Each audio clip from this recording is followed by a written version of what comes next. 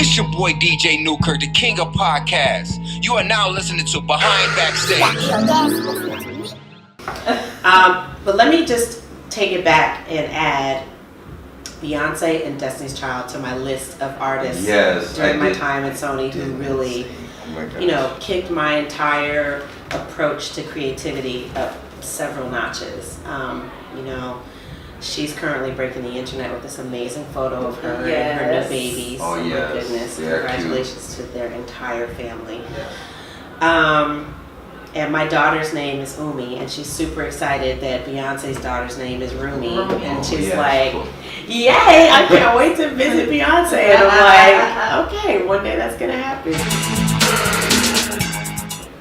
It's important to remember that these artists are human beings. And that they need the opportunity to grow, change, and experience life so that they can get the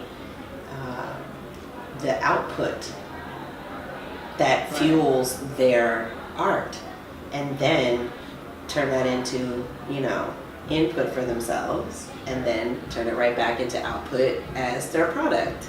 Like, we gotta let them live. We can't be like, I want a Destiny's Child reunion. Like, no, you're gonna get your Super Bowl appearance, and then people are gonna move on. They're gonna grow up, they're gonna get married, they're gonna have kids, they're gonna do solo albums, they're gonna do TV shows. Like, they're gonna live. Right. Let them live. They're gonna do movies, they're gonna do whatever it is they're doing.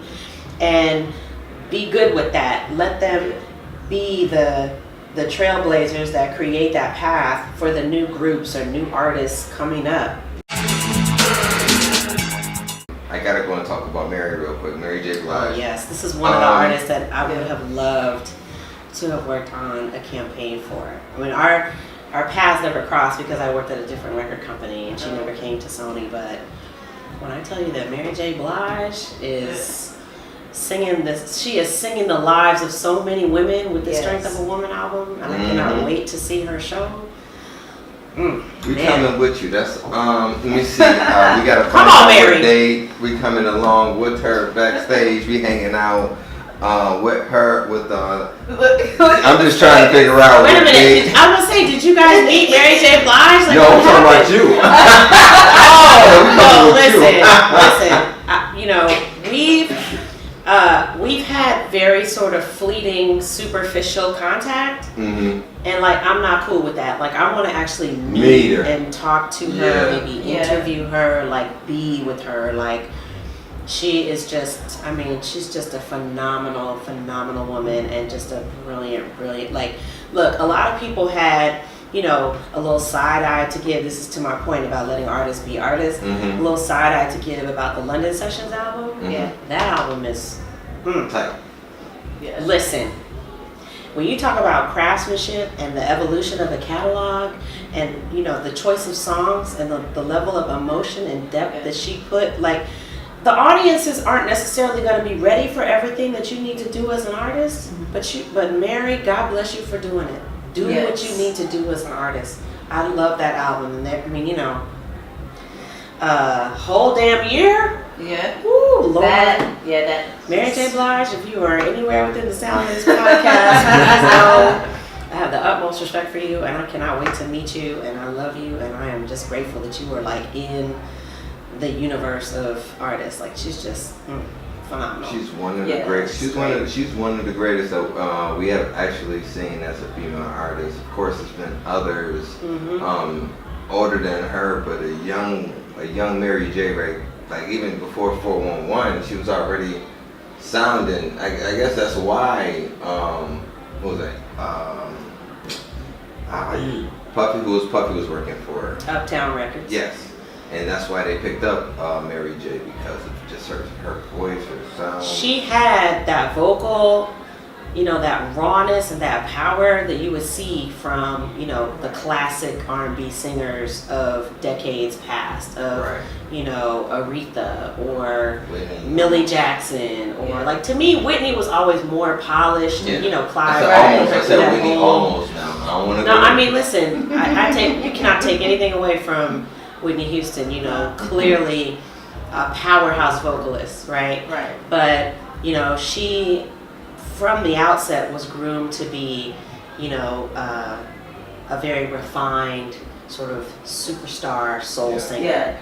Whereas with Mary, it was like what you saw was what you got, and that raw power, that searing, emotional, just like, this is who I am, this is what I've been through, and I know you understand this, and if you don't, I'm gonna make you understand. Yeah. Like that. So she, to me, was definitely echoing the style of, Aretha Franklin and Millie Jackson and, just artists who were like raw and like, Betty Wright, like who were coming with it, but also had, tremendous voices.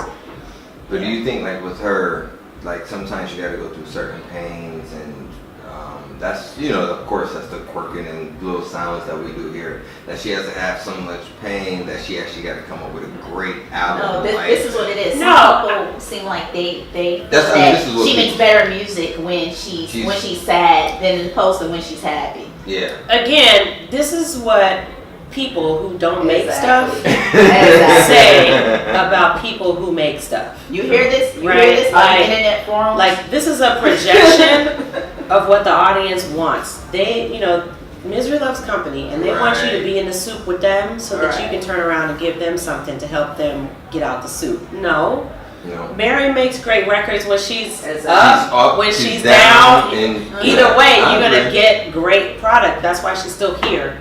Yeah. Or she right? would, or they would. How many records has Mary done where you dancing and you're like, oh, your neck is about to snap because it's fire? Yeah. We don't know what she was going through emotionally when she made that, but it's a poppin' record because it's great music. And I think that, emotion and living life certainly are going to inform, what you decide to come with. But like I was just saying about the London sessions, I feel like, a lot of people were like, oh, now that she's getting divorced, we're going to get this, this incredible album. But I honestly, and listen, I don't know her life, obviously. I haven't even really met her and talked to her.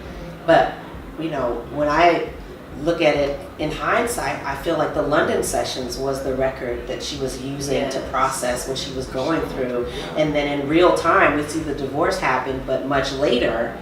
It's like, we got to remember these records are snapshots, and by the time we're receiving it, it's already happened for them and they've moved on. And so same thing with Beyonce and Jay-Z. Everybody's looking at A Seat at the Table, Lemonade, and 444 and going, thank God for that elevator. Because that gave us the three, most amazing records from these artists and, so on and so forth. But like, guess what? By the time these records were made and then produced and put into the world, they had already lived it. Yeah. Like, Jay-Z's just now apologizing. He been apologizing. Yeah. Right. No, you're just now hearing what already happened. Yeah. Hip hop artists, of course, I'm going to talk about J.Cole. I'm going to go ahead and talk about Kendrick real quick.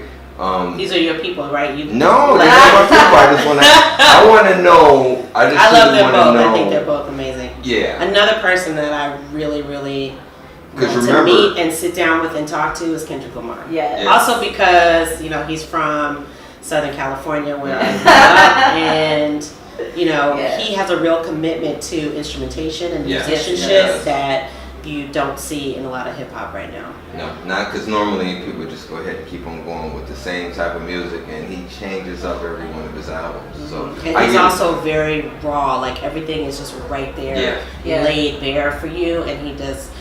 He is so vulnerable, but also like so macho. Like, it's like, how do you do both, right? He has that duality that Tupac. Yeah, I was just gonna say it, but. And you got too many people thinking they Tupac right now.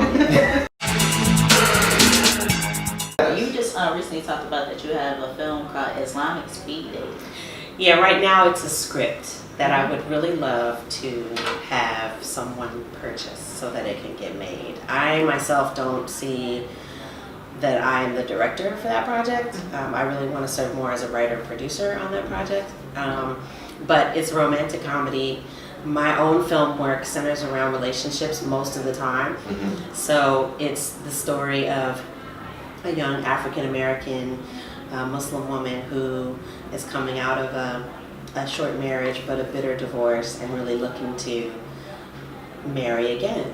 And the ways in which Muslims court and find love and find spouses are very different from the typical American ways of doing it, but they also provide a lot of comedic fodder. And so Islamic speed dating is her journey through courtship to find a new spouse, and that there's a little bit of competition that happens because with Muslim women, the suitors come and then they all have to be evaluated and vetted, and may the best man win type of thing. So that's what it's about. So it's got an emotional component because she has to let go of some trust issues that she has, and she has to release some fear that she has in order to open herself to the new love. But it's also really funny. So well, I'm gonna have you go ahead and start writing a movie about me. You know what I'm saying? The Newkirk Chronicles. No, that's a documentary. I don't fancy myself to be a documentarian per se, even though I'm a nonfiction author. But we could talk about it.